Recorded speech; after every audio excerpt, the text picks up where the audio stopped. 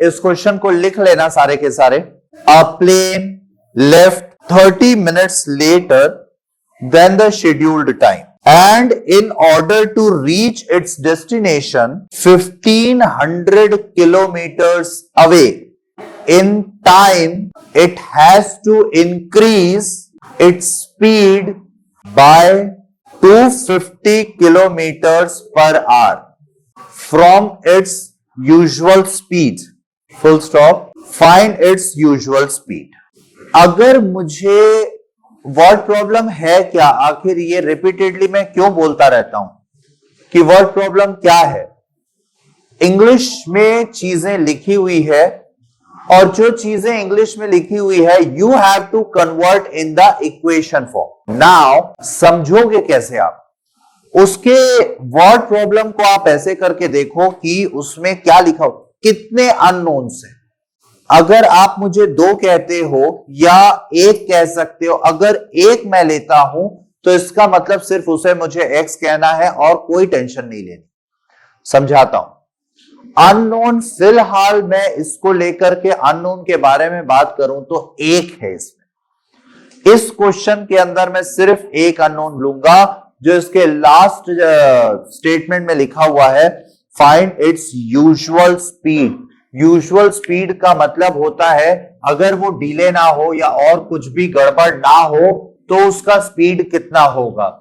Late the usual speed be x kilometre per hour. Plane का, उस aeroplane का मैं जब यूजुअल स्पीड की बात कर रहा हूं, यूजुअल स्पीड मैं सपोज करता हूं कि let it be x kilometre per our. और अगर मैं ऐसा सपोज करता हूं तो अब ये कहानी सुनना, उसकी स्पीड अगर x किलोमीटर पर आवर थी तो गिवन टाइम में उसे अपने डेस्टिनेशन में पहुंचना चाहिए था। उसका डेस्टिनेशन कितनी दूर है, इट इज 1500 किलोमीटर्स। मतलब डिस्टेंस जो है, जितना दूर मुझे पहुंचना है, that is 1500 kilometres away from the starting point. Now, a plane left 30 minutes later than the scheduled time. जितने बजे प्लेन को निकलना था उससे 30 मिनट लेट में निकला है प्लेन। अभी रुको, ढंग से सोचो, ध्यान से सोचो आप। मैं स्पीड मुझे यहां पे दिख रहा है, डिस्टेंस मुझे दिख रहा है, मैं टाइम की बात करता हूं तो टाइम, या इसको मैं और अच्छे से लिखूं तो इसको मैं रेगुलर टाइम बोल सकता हूं। Regular time which that plane takes from one point to the final destination to reach, what time that plane takes. Time is equals to, आपको पता है, डिस्टेंस अपॉन स्पीड होता है, यानी कि 1500 अपॉन x आवर्स। वो प्लेन जनरली अगर 9 बजे निकलता है तो 9 बजने के बाद 9 प्लस 9 प्लस इतने आवर्स पे अपने डेस्टिनेशन में पहुंच जाता है। मुझे x नहीं पता अभी, लेकिन अगर यहां x की वैल्यू डाल करके 1 घंटा आएगा तो 9 बजे अगर वो प्लेन के निकलने का यूजुअल टाइम है तो 10 बजे वो अपने डेस्टिनेशन में पहुंच जाता है। ठीक है, मैं ये समझ के चल रहा हूं, पर मुझे तो मालूम नहीं है कि x की वैल्यू है क्या। अब उसके लिए हम लोग देखते हैं, अब मैं पढ़ना शुरू करता हूं स्टेटमेंट्स को। A plane left 30 minutes later than the scheduled time. अब मुझे समझ में आया भाई, जो लेट हो गया है प्लेन, पहले का तो छोड़ देते हैं, ये तो रेगुलर चीज है। अब जो लेट हो गया है प्लेन, वो 30 मिनट लेट में निकला, 30 मिनट ज्यादा, यानी कि जितना भी टाइम लगना है, मतलब जितना 9 बजे अगर निकलता वो प्लेन, वो 9:30 बजे निकला। एक बार आगे को पढ़ते हैं फिर बात करेंगे। And in order to reach its destination 1500 kilometre away in time, it has to increase its speed by 250 kilometre per hour. भाई तुम लोग ये बताओ, प्लेन कितना देर लेट में निकला है, 30 मिनट्स लेट में निकला है। उसको जितना टाइम मिलता था ट्रैवल करने के लिए, नाउ न्यू टाइम, उसको नया जो टाइम मिलेगा वो कितना मिलेगा? इतना देर लगता था उसको ट्रैवल करने में, पर अब वो कितना ट्रैवल करेगा या कितना टाइम उसको मिलेगा? इतना नहीं मिलेगा। पायलट इतने देर तक नहीं चलाएगा, पायलट इतने देर तक नहीं चलाएगा प्लेन को। ठीक है, चलने देना। पायलट इतने देर तक प्लेन नहीं चलाएगा, तो अब उसको कितना टाइम मिलेगा? इतना माइनस हाफ, मतलब 30 मिनट्स कम चलेगा प्लेन। मिनट में तो अपन बात नहीं कर रहे हैं, तो यहां पे अपन 30/60 लिखेंगे। अगर 30/60 लिखे तो इसको हम आवर्स इतना ये करेंगे। समझ में आया? ये न्यू टाइम। और अपन ने ये बोला कि इसको अचीव करने के लिए ही has to increase its speed by 250 kilometre per hour. 250 kilometre per hour से उसको अपनी स्पीड को इंक्रीज करनी पड़ेगी। न्यू स्पीड, ये भी बात कर लेते हैं। न्यू स्पीड कितनी है? कितना था भाई रेगुलर स्पीड? x, अभी कितना हो जाएगा? x plus 250 kilometre per our. आपको समझ में आया बहुत अच्छे से? दैट मीन्स देयरफॉर, क्योंकि हम ये बात बहुत अच्छे से जानते हैं कि डिस्टेंस इक्वल्स टू 1500 है, और डिस्टेंस का मतलब ही होता है टाइम इनटू स्पीड, तो हम क्या करेंगे? डिस्टेंस मतलब 1500 इज इक्वल्स टू टाइम कितना है? इतना है 1500 बाय x माइनस हाफ, और स्पीड कितनी है? x प्लस 250, ये स्पीड है। इसको हम लोग लेंगे। आया समझ में बहुत अच्छे से?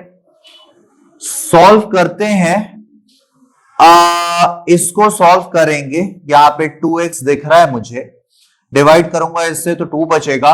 2 इंटू 1500 3000 होता है, minus 2x divided by 2 is x। इसके बाद यहां पे x प्लस 250 है, ये 1500 हो गया।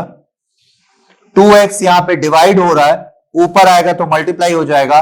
2 इंटू दिस 3000x होता है, is equals to 3000 into x मतलब दिस मच, 3000 इंटू 250 मतलब प्लस करके 25 इंटू 3 75 होता है। 3 जीरो इधर और 1 जीरो यहां का, ये 4 जीरो हो गया।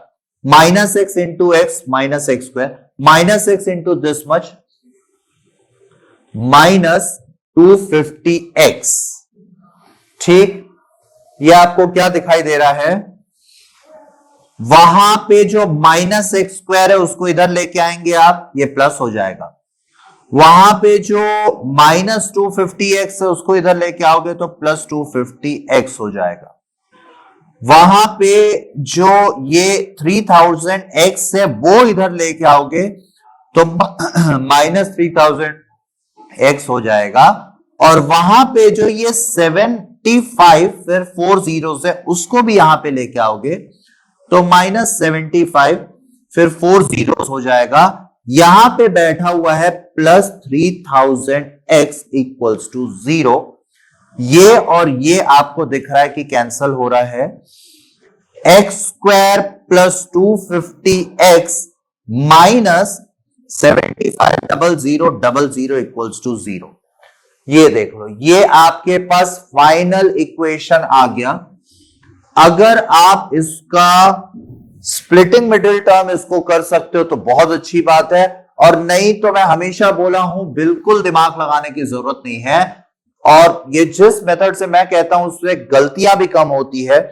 x equals to minus b मतलब minus 250 plus minus under root of b का स्क्वायर, यानी कि 250 का स्क्वायर, ये 250 का square minus 4 into a into c, 4 into a तो 1 है इंटू सी माइनस में है, माइनस में है यानी कि माइनस 750000। ये इतना हो गया। नीचे चलते हैं 2a, 2a मतलब 2 1 2, ये हो जाएगा minus 250 plus minus under root of 25 का स्क्वायर मैं 625 जानता हूं, ठीक है। सिंगल जीरो है तो ये डबल जीरो हो जाएगा। Minus of minus should become plus. 4 into this much 75 into 4 का मतलब 300 होता है ना, और इसके पीछे डबल जीरो ये रखा हुआ था, नीचे 2 रख दूंगा। -250 plus minus under root of, ये डबल जीरो, ये भी डबल जीरो हो गया, ये तो डबल जीरो लिखा हुआ है, लेकिन इसके बाद 325 है, ये यहां से लेके यहां तक 000 के साथ 625 आ जाएगा। 526 उसके पीछे में ये 30 ये लिखा हुआ था अपॉन 2। ठीक है, अब करने जा रहा हूं 30 625 00, ये भी कोई बड़ी बात नहीं है, कुछ भी नहीं है। 25 से अगर मैं इसको डिवाइड करने जा रहा हूं, 25 1 जा 25, 5 बचा, 25 2 जा 50, 6 बचा, 25 2 जा 50, 12 बचा, 25 5 जा 125 00 दिख रहा है आपको। अगेन आप 25 से इसको डिवाइड कर सकते हैं। 25 4 जा 100 होता है, ये 22 बचा हुआ दिख रहा है मुझे। 25 9 जा 225 होता है, 00 दिख रहा है। 49 आप जानते हैं बहुत अच्छे से, 7 7 जा, फिर 7 1 जा, ये दिख रहा है आपको। इन दोनों में से एक 25 बाहर आएगा क्योंकि मैं स्क्वायर रूट कर रहा हूं, फिर अगले में से एक 7 बाहर आएगा, और 100 का स्क्वायर रूट होता है 10। प्लस माइनस करके मैं 250 को बाहर रखा हूं, 2 इधर है, यानी कि हमें एक बात बहुत अच्छे से पता है, 25 175 होता है इंटू 10 यानी कि 0, प्लस माइनस करके 250 माइनस कर लिया अपॉन 2। लास्टली या तो इसका आंसर प्लस में आएगा या माइनस में आएगा। 1750, अगर मैं इसको प्लस लेता हूं, x की वैल्यू 1750 माइनस 250 अपॉन 2, या तो ये होगा और या तो फिर 1750 माइनस में और 250 भी माइनस में अपॉन 2, या तो ये होगा। x की value will be equals to 1750 minus 250 कितना होता है 1500 अपॉन 2, और 1750 और 250 दोनों को अगर ऐड कर दूं तो कितना होता है 2000 होता है, लेकिन ये माइनस में होगा। तो इसका मतलब 1500 by 2 is 750 एंड ये माइनस 1000 आ रहा है, विच इज रॉन्ग, क्योंकि x को अपन ने सपोज किया यूजुअल स्पीड। अगर x स्पीड है तो it can never be negative. 750 kilometre per hour is the usual speed of the plane. आया समझ में? अगर आप इस चीज से डर रहे हो तो आप पीछे हो फिर बाकियों से, तो फिर ये पैची भी नहीं है, ये वाकई में पैची भी नहीं। बहुत अच्छा क्वेश्चन है, और अच्छा क्वेश्चन होने के साथ साथ कम से कम मैं आपको ये तो दिखा पाया कि बड़े नंबर को देख करके डरना नहीं है, हेवी नंबर्स, कठिन नंबर को देख करके डरना नहीं। मैं तो बोलता हूं ये आसान था comparatively. It is also because ये 5 के मल्टीपल में था, 25 के मल्टीपल में था, दिख रहा था मुझे सारे नंबर 25 के मल्टीपल। समझे अच्छे से? मैथ्स इस बड़े नंबर के कैलकुलेशंस इस तरह से करते हैं जिसमें हम गलतियां भी अवॉइड करते हैं और कंपैरेटिवली जल्दी भी कर पाते हैं। ठीक।